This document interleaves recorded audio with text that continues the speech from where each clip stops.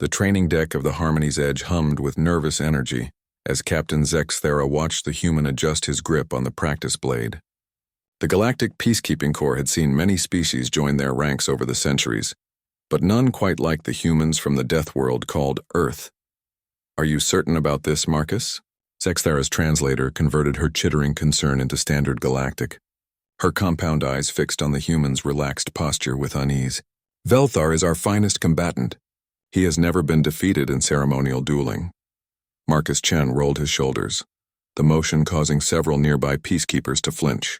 The assembled crowd of aliens, Zephyrians with their crystalline exoskeletons, gaseous Nethals contained in environmental suits, and the towering rock-like Gorvani, all watched with a mixture of curiosity and apprehension.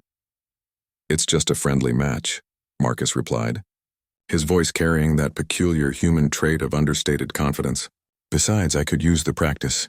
Across the padded arena, Velthar stretched his forearms in preparation. The Calaxian warrior stood nearly 3 meters tall, his blue-scaled hide gleaming under the training deck's lights. Each of his hands gripped a different practice weapon: sword, spear, shield, and net.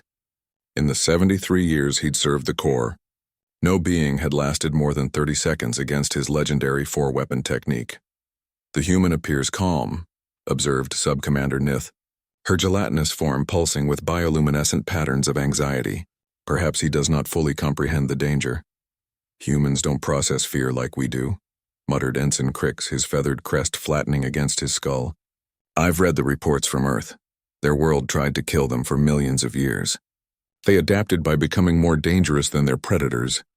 The ceremonial gong echoed through the training deck, and Velthar moved with fluid grace, his 4 weapons creating a deadly dance that had intimidated countless opponents. He advanced steadily, his combat algorithms calculating optimal strike patterns. But Marcus was no longer where Velthar expected him to be. The human had moved not with the measured precision of trained warriors from civilized worlds, but with something far more primitive and terrifying. In the span of a heartbeat, Marcus had closed the distance between them, slipping past the Calaxian's guard like smoke through fingers. The watching peacekeepers gasped in unison. Their various sensory organs, eyes, heat sensors, electromagnetic detectors, struggled to track the human's movement. It wasn't enhanced by technology or augmentation. This was pure biological capability, honed by evolutionary pressure. Velthar's 4 weapons whistled through empty air as Marcus ducked, weaved, and flowed around the attacks with an almost casual ease. The human's single practice sword moved in sharp, economical strikes that somehow always found their mark despite the overwhelming disadvantage in reach and number of weapons. "Impossible," breathed Captain Zexthera, her mandibles clicking in distress. "The temporal sensors show he's moving within normal biological parameters." But he's faster than our tracking systems anticipated," finished Chief Analyst Gorvac, his rocky features grinding together in what passed for amazement among his species. "Our combat projections assumed standard galactic reflexes. We never calculated for a species that evolved in constant mortal danger." Marcus pressed his advantage, his movements becoming even more fluid. He wasn't just faster than they'd expected, he was thinking faster.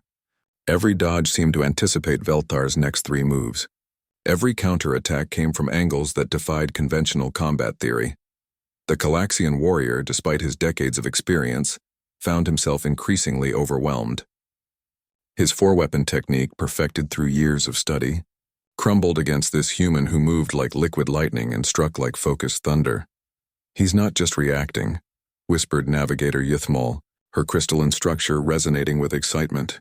"He's predicting. Those neural pathways must be processing combat data at incredible speeds." Within minutes it was over. Velthar found himself on the deck, 3 of his weapons scattered, the 4th held loosely in a grip that trembled with exhaustion. Marcus stood over him, barely breathing hard, his practice sword resting lightly against the Calaxian's throat. The training deck fell silent except for the hum of life support systems. Marcus stepped back and offered his hand to help Velthar up. "Good match," he said simply. "Your reach advantage almost got me twice." The Calaxian stared at the offered hand for a moment before accepting it. As Marcus hauled him to his feet with casual strength that made several observers wince, Velthar managed to speak. "How I have trained for 7 decades. I have studied every combat form in the galaxy. Marcus shrugged, another gesture that the alien crew was beginning to recognize as distinctly human. Different training, I guess. On Earth, we call it natural selection. The slow ones didn't get to have kids. Captain Zexathara approached slowly, her security protocols screaming warnings about the predator in their midst. Yet Marcus simply smiled, that strange human expression that somehow conveyed both friendliness and the promise of violence. Marcus, she said carefully, when you applied to join the Peacekeeping Corps, your evaluation listed your combat rating as adequate for patrol duties. It is, Marcus replied, wiping sweat from his brow. This was just sparring. If you want to see what we can really do, wait until someone threatens the ship. The assembled peacekeepers exchanged glances, their various forms of communication buzzing with a mixture of awe and terror. They had invited humans to join their ranks thinking they understood what Earth's children could offer. They were beginning to realize they had invited apex predators to keep the peace.